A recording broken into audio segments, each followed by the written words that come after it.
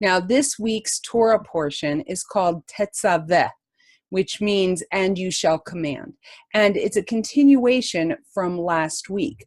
Last week's Parsha was all about the building of the Mishkan, or the tabernacle. And as I mentioned last week, basically the rest of the book of Shemot, of Exodus, is devoted to different aspects of the building of the tabernacle. Now, some of these things are more relevant to the Kohanim, the priests, or the Leviim, the Levites, or other things like that, but they all focus, except for the one story of the golden calf, they all focus on the building of the Mishkan, of the tabernacle. And according to Rashi, the part that comes that we're reading now, which is before the story of the golden calf, is actually not in chronological order. So that's just an interesting side point. I'm not going to get into that in detail. But this week's Torah portion starts by talking about the menorah, but then it continues to talk about the garments that are to be made for the Kohanim, for the priests. Now it's curious because we read, actually in the future, we will be reading in the book of Vayikra, Leviticus, chapter 19, verse 19. It says, "You are to keep my statutes. You shall not breed together two kinds of cattle. You shall not sow your field with two kinds of seed, nor wear a garment upon you of two kinds of material mixed together." And then again, even farther in the future, in the book of Devarim, in Deuteronomy, chapter 22, verses 9 through 11, it says, "You shall not sow your vineyard with two kinds of seed, or all the produce of the seed which you have sown, and the increase of your vineyard will become defiled. You shall not plow with an ox and a donkey together. You shall not wear a material mixed of wool and linen together. You shall make yourself tassels on the four corners of your garment, with which you shall cover yourself." The idea of not mixing species, not crossbreeding, not creating hybrid plants is called kilayim in Hebrew. In fact, there's a whole Mishnah devoted to the topic called kilayim. Now, the word which is used to refer specifically to wool and linen mixed together in a garment is called shatnez. I'm sure that you've probably heard the word before. And in the Mishnah, this word is said to actually be an acrostic of three different words: the words combing, twisting, and spinning. The modern Hebrew word shatnez means a mixture, but it comes from this source that they're not quite sure what the original meaning was, except that it's believed to be an acrostic. So we have this commandment in the Torah, which hasn't been given yet, right? This is from Devarim here. It hasn't been given yet, but it will be, prohibiting the mixing of wool and linen. So why do I bring that up? Because here in this week's Parsha, we read in Shemot chapter 28, verses 5 through 6, it says, "They shall take the gold and the blue and the purple and the scarlet material and the fine linen, and they shall also make an ephod of gold, of blue, of purple, scarlet material, and fine twisted linen, the work of a skillful workman." Now, I think there's one more verse here that I didn't put on the slide, but basically what we have is that the garment that the Kohen wears is a mixture of linen and wool, which strikes us as very odd, considering the fact that when the Torah is fully given, we will learn that we're not allowed to wear a mixture of linen and wool. So how is it now that one of the negative commandments given in the Torah, which is not to mix wool and linen, and yet the holiest garment to be made, that which will clothe the high priest, is to be made of precisely that? It almost seems like it doesn't make sense. In addition, the tzitzit, the fringes that a Jewish man wears, were originally white strands of linen knotted together and wrapped with blue strands of wool.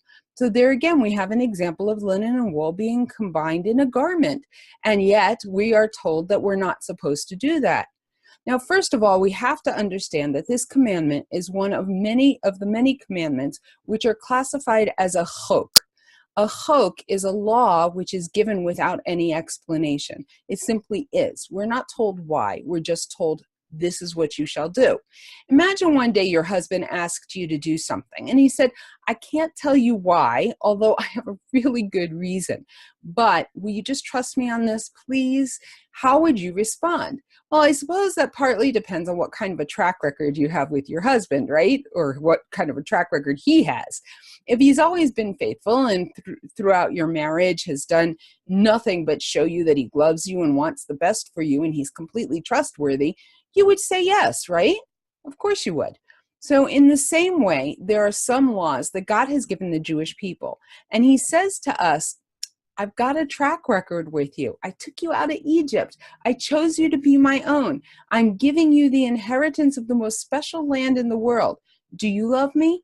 Do you trust me?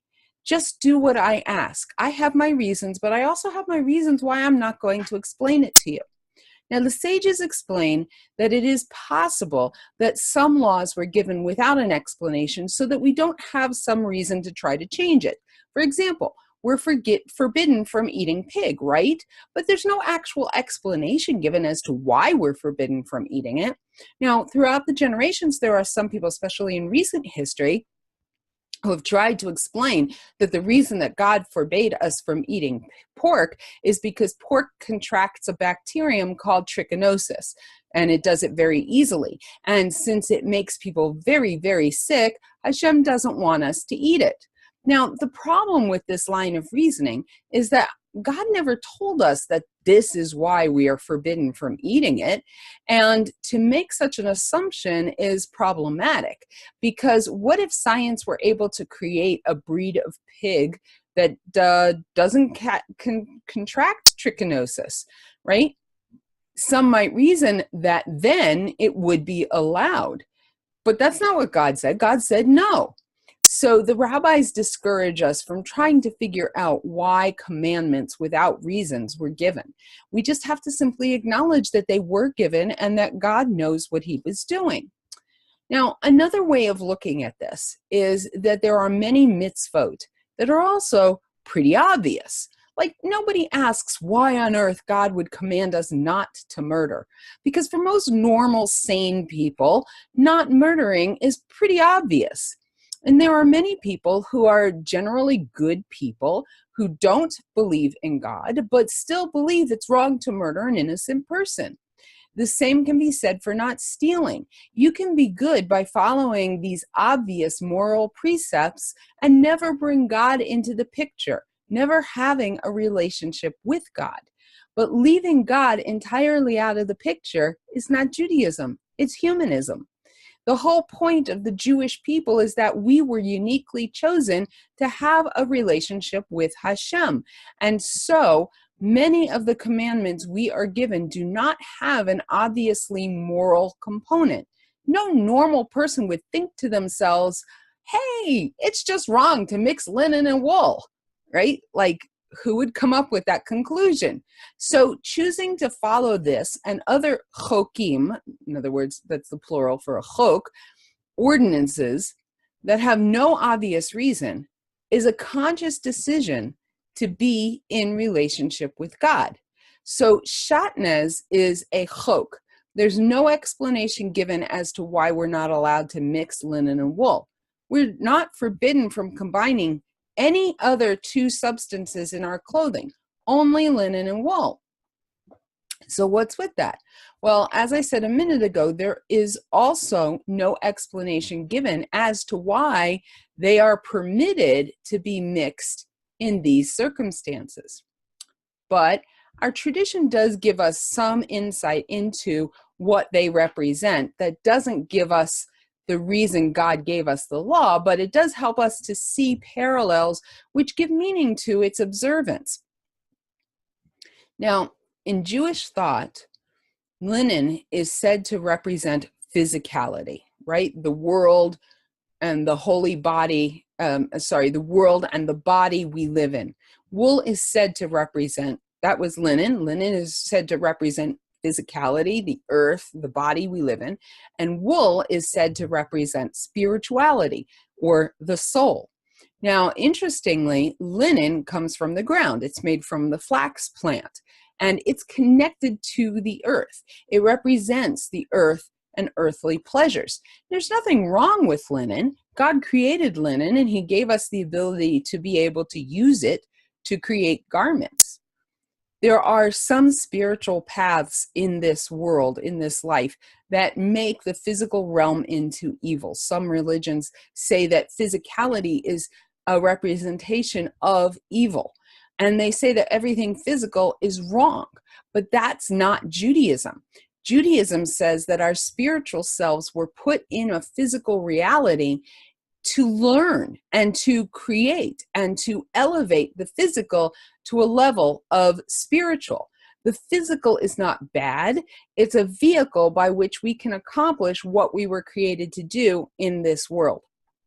In the building of the tabernacle or the Mishkan, the outer courtyard was surrounded with curtains of linen. And it's our physical selves which house and protect our spiritual selves in this world. It's the interface between who we really are and the world around us. Plants are alive, but they're not sentient. They don't think, they don't feel, at least not in the way that animals and humans do. In that regard, plants are purely physical. They don't have a soul. Wool, on the other hand, is said to represent spirituality. Wool comes from a living being, an animal, and animals are sentient. They have the next level of soul. They don't have the same level of soul that human beings have, but they have more of a soul than plants do. Okay, so now I'm not going to actually go through each of the garments that the priests wore, but each one has a spiritual significance. And you can find articles online that explain the different garments and what they represent. But the belt and the apron that the priest wore were made of red wool, purple wool, and blue wool, as well as gold. And these were also found on the covering of the tabernacle. The red wool is said to represent the animal level of soul.